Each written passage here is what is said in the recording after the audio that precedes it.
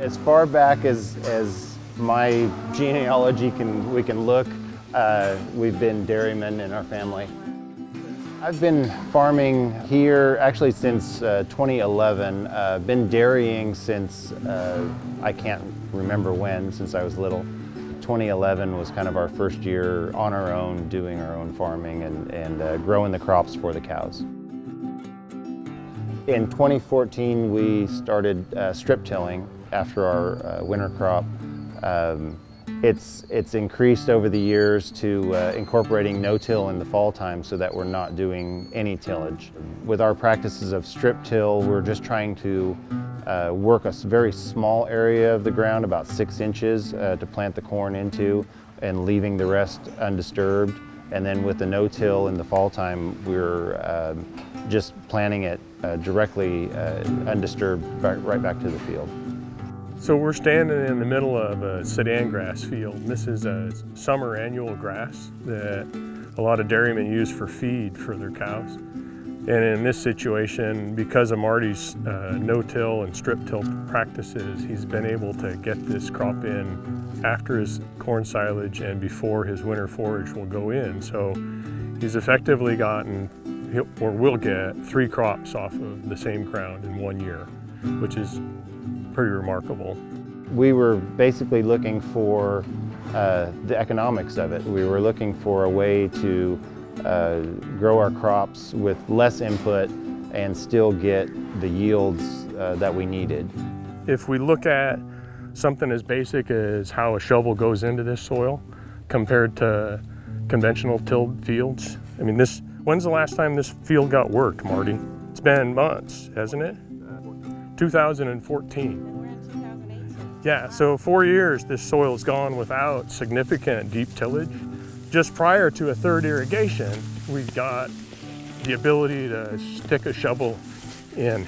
And here's what you see, it's really cool. There's the growing crop, we've got the sedan grass here, and in the same shovelful we've got residue from the corn that grew earlier this summer.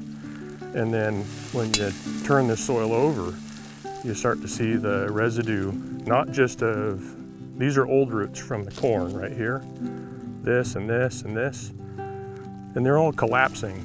They're all decomposing as this plant breaks down, but it allows air and water movement into the soil through the channels that these dying roots create. And then right here next to them, there's living roots from the crop that's currently growing. So it's a tremendous biology. The soil breaks apart easily, even as dry as this is.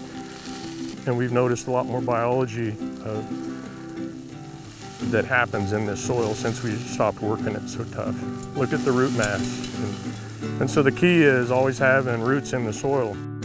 It's definitely been a huge savings as far as fuel, time,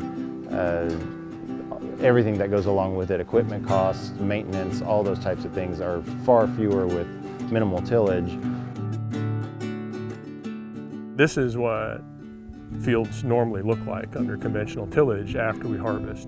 So there's no third crop opportunity here because we spent a couple weeks probably getting this to this state after the corn. But what's really noticeable is when you put a shovel in it, that there's not much here.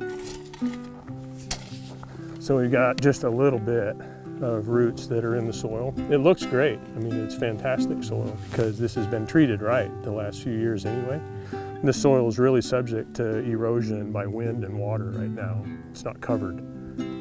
So in the conventional or conservation tillage arena, this isn't what we want to see. It's still okay. There's a lot of people that do this and they're really successful.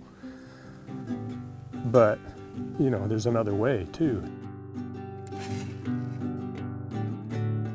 In the dairy system in particular, there's a really unique opportunity to recycle nutrients from the soil through the plants, the cow, and back to the soil again. And we do that here with the flush barns and the manure water applications and the recycling of nutrients, if you will. It's an exciting part of the dairy system.